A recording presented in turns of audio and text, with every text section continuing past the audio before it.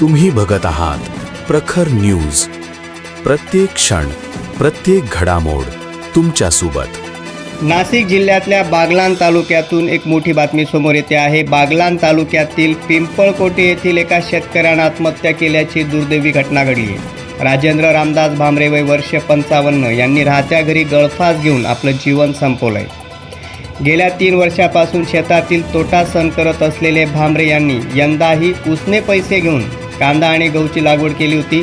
मात्र अवकाळी पाऊस आणि गारपिटीमुळे पिकाचे मोठे नुकसान झाले. कर्जाचा बोजा आणि आर्थिक विवेचनातून त्यांनी हे टोकाचं पाऊल उचलल्याचं सांगितलं जात आहे. या घटनेमुळे परिसरात हळहळ व्यक्त होत असून भामरे कुटुंबियांना तत्काळ मदत देण्याची मागणी आता सर्व स्तरातून उलागली आहे. प्रखर न्यूजसाठी भैयासाहेब माळी, सटाणा.